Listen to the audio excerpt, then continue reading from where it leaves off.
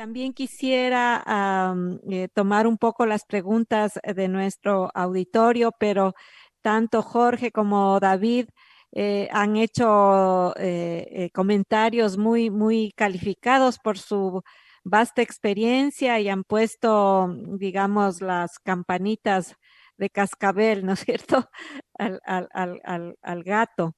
Entonces, veamos qué nos comenta Michelle, y simplemente yo creo que Michelle, dado que nos falta muy poco tiempo y no queremos extendernos más porque sabemos que estamos abusando del tiempo tuyo y de todos los colegas que nos acompañan, voy a leerte de una vez, ¿no es cierto?, un par de preguntitas que se ha clasificado, y te dejo ya para que simplemente respondas lo que tú consideres adecuado. En 3 minutos resuelvas todas nuestras preocupaciones y problemas. Muy bien, de parte de la audiencia, tengo unas preguntitas. Son muchas, ¿no? Entonces vamos a tener que escoger solamente algunas que complementan tal vez las inquietudes ya expresadas por los colegas comentaristas. Por una parte, consultan si es que los actuales impuestos respecto de países desarrollados son inferiores o superiores a las que estarían en Chile y en Perú.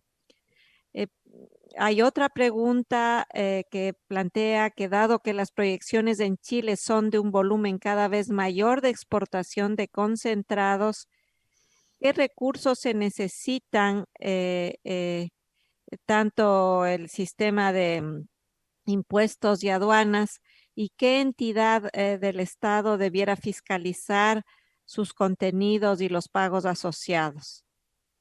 Hay otra pregunta que plantea que a otros minerales de alta demanda futura, como el litio, las tierras raras, cobalto u otros, ¿debiera aplicarse los mismos criterios tributarios o cree que se requieren otros especiales?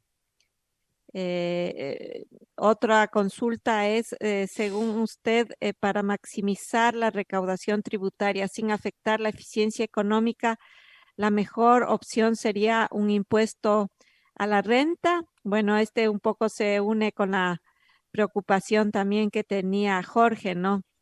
Respecto a si la regalía tiene que ser ad valorem y no a la renta específicamente.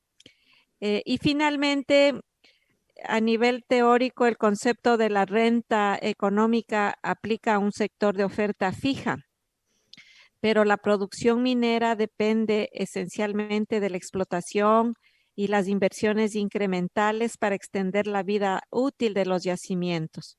Por lo tanto, un impuesto a la renta económica sí distorsiona las decisiones afectando la producción minera.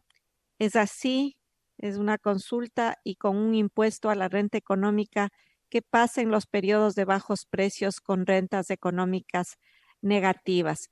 Bueno, creo que son suficientes las consultas para Michelle, así que Michelle, el campo es tuyo.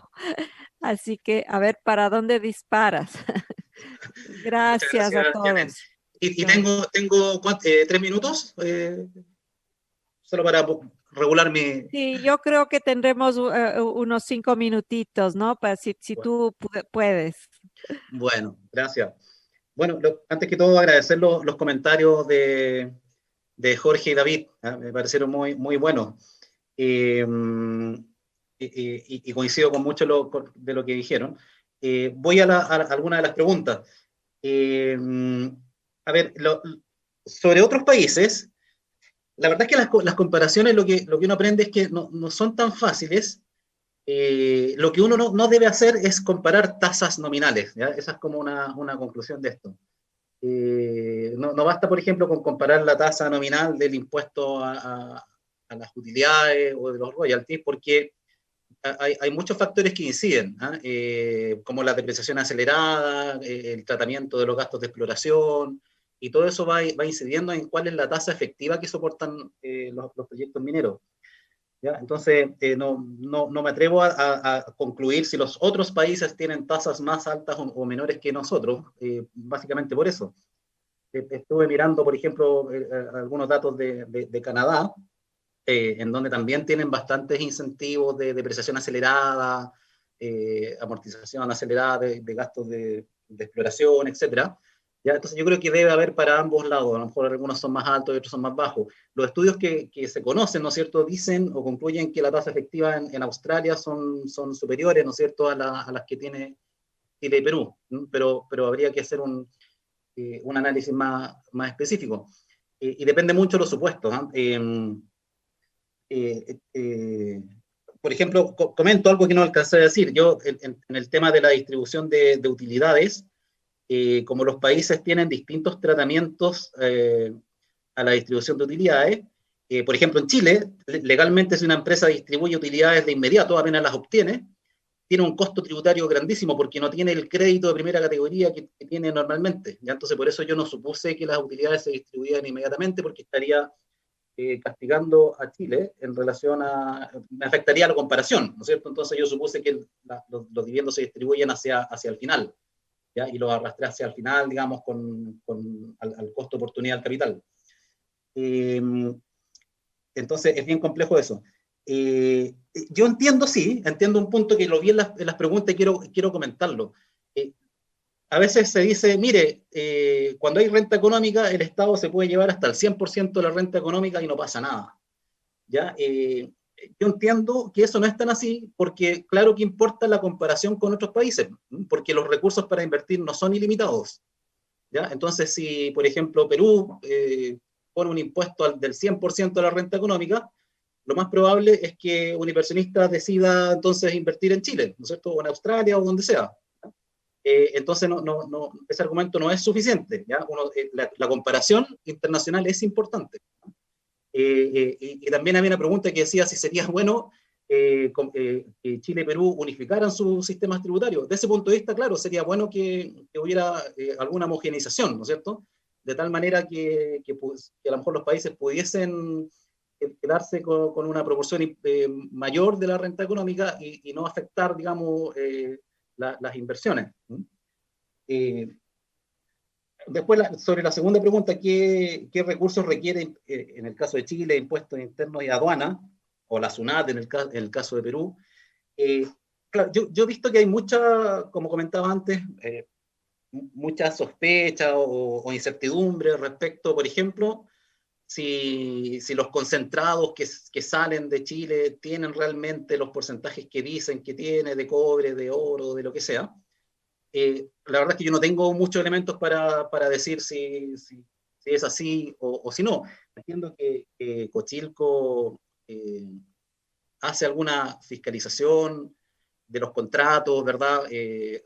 Entiendo que hace bastante. A lo mejor ahí Jorge, bueno, no va a haber tiempo, pero Jorge podría haber respondido. También la aduana se le entregaron recursos el año 2014. Pero yo creo que básicamente, y por una cosa más de que porque yo esté convencido que hay evasión, porque no me consta para nada, ¿no es cierto? Pero por tranquilidad de la ciudadanía deberían dársele los recursos, por ejemplo, en el caso de la aduana, para poder fiscalizar bien el contenido de los concentrados. ¿Ah? Me imagino que hoy día existen tecnologías que lo hacen mucho más fácil. A lo mejor instalar algún dispositivo, digamos, in situ, digamos, y controlar ahí. ¿Ya? Y en el caso de impuestos internos, recursos más bien humanos y de capacitación para el tema de precios de transferencia. Y lo digo, reitero eso porque es importante, por una manera de dar tranquilidad, ¿no es cierto?, a la ciudadanía de que las empresas pagan lo que corresponde. ¿Ya? Mismos impuestos para todos los minerales. La otra pregunta, interesante eso.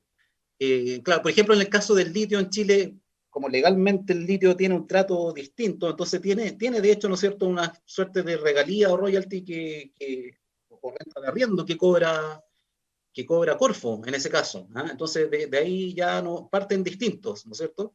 Entonces, claro, si uno pensara en modificar lo que tenemos, y habría que ver los efectos, ¿no es cierto?, en el caso del litio, por ejemplo, porque se suma con esta renta de arriendo que ya tiene.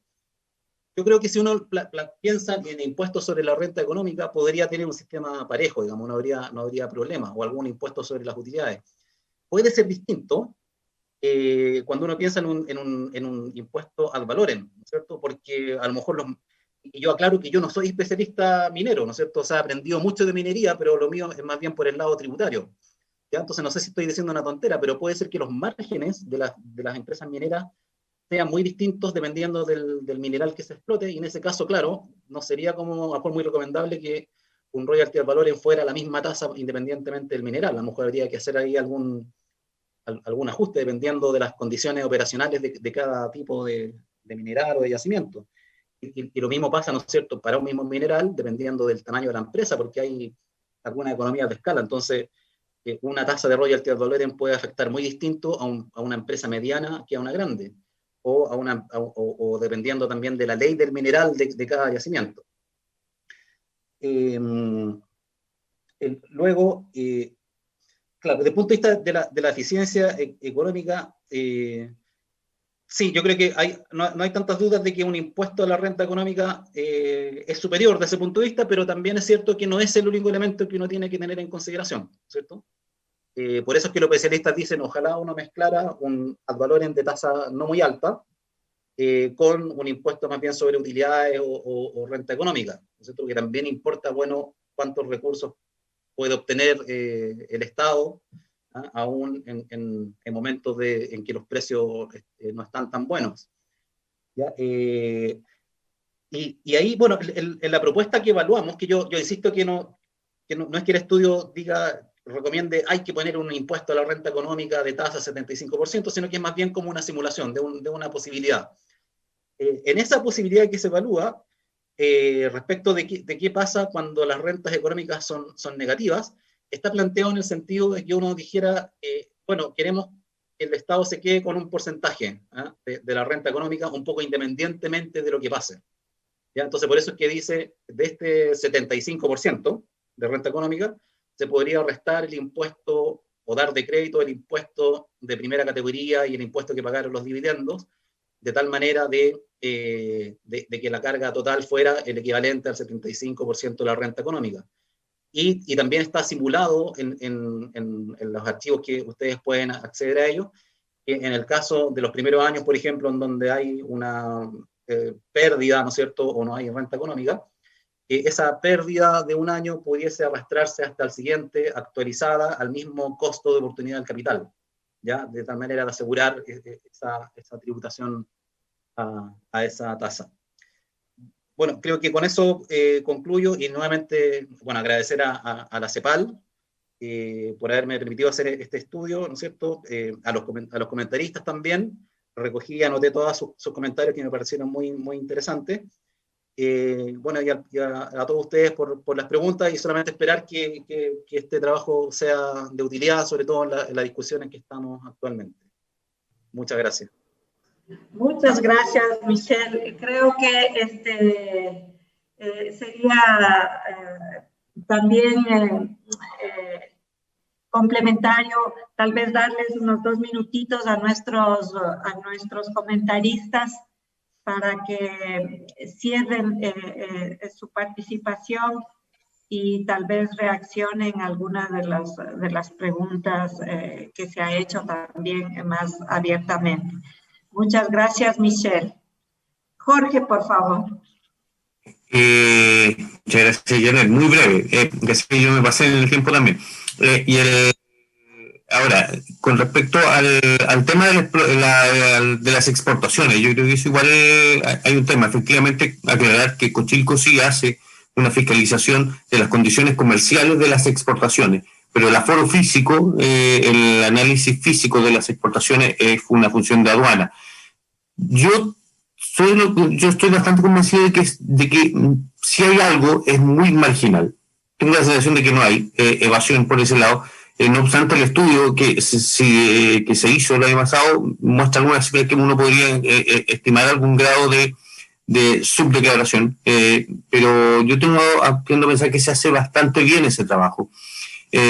No obstante, siempre es necesario generar más recursos y más transparencia, y ahí me voy a colgar el tema de la transparencia, que yo creo que es el otro tema súper relevante, y coincido con Michelle que mientras más transparencia es mejor. Ahora, la propuesta de que sea 80 o sea otra, nosotros hicimos un análisis hace un par de años también de cuánto nos podía aportar el 80. Yo creo que es una decisión externa, se toma en otras instancias del gobierno, pero yo creo que la información está, pero tenemos que crear plataformas para que sean de fácil acceso. Hoy día nosotros estamos apoyando una iniciativa de Chile Transparente para mejorar el acceso a la información, que está auspiciada también apoyada por otros organismos y también por la industria, porque estamos convencidos de que la industria en general aporta más de lo que dice, lo hace en general mejor de lo que la percepción de la gente tiene, pero hay que transparentar, cosa que también permita corregir a las que no lo están haciendo bien. En el tema tributario, en los temas ambientales, en los temas laborales y en una serie de otros temas asociados. La verdad que son hasta las preguntas, preguntan por unas simulaciones que han salido nuestras, pero eso ya sería extenderme mucho más. Muchas gracias. Gracias, Jorge. Por favor, pediríamos la participación de David, también unos 2 minutitos. Por supuesto, claro que sí, para cerrar el tema, muchas gracias. Voy a tomar muy rápido, voy a tomar dos afirmaciones y comentarios que hizo tanto Michelle como Jorge, ¿no? El primero voy a tomar el de Jorge. Jorge mencionaba, es importante ver en qué etapa se encuentra la mina, si está en exploración, si está en construcción, si está en pleno desarrollo, o si ya agotó todas estas variables tributarias, porque todo esto cambia. Miren, en Perú, por ejemplo, una empresa que solamente está en exploración, se le puede devolver el IGB de manera adelantada. ¿Por qué? Porque solo gasta, y el crédito fiscal de IGB es un impuesto indirecto. Lo menciono por lo siguiente. Es de este tamaño, y la verdad es que no tiene ni $1 de ingreso. Entonces el Estado dice, yo te voy a devolver el IGB para que termines de desarrollar el proyecto. ¿Correcto? Y esto es como un financiamiento del 18%, que es la tasa del IVA en el Perú, para darle.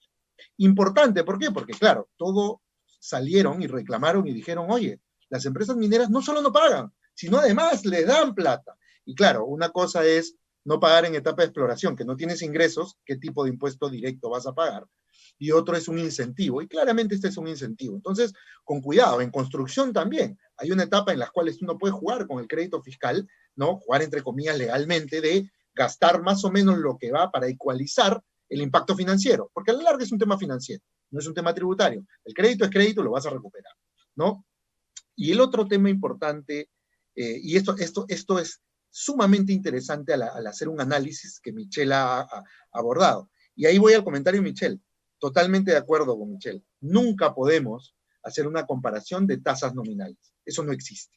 Eso de ahí sería totalmente, digamos, distorsionar toda la información que se tiene respecto a la contribución que hace determinado sector a un país a nivel tributario y a nivel de cualquier government take, cualquier carga, ¿no?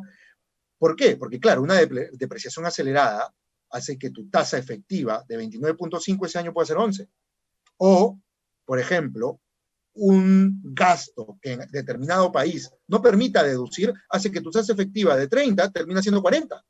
Porque simplemente tributariamente tienes que ir adicionando conceptos que la propia ley no te deja. Entonces, ese análisis tan fino que está en el trabajo, creo que es muy importante, porque mezcla el tema tributario y financiero. En conclusión, hay mucho pan por rebanar, hay muchas cuestiones para discutir, y creo que estos dos, me voy con estos dos conceptos muy reforzados y muy claros, que creo que es un poco lo que me ha, digamos, hecho pensar más de cara a cómo hay que, ¿no?, revisar este tipo de datos. Les agradezco mucho la invitación nuevamente, de verdad ha sido un gusto estar aquí.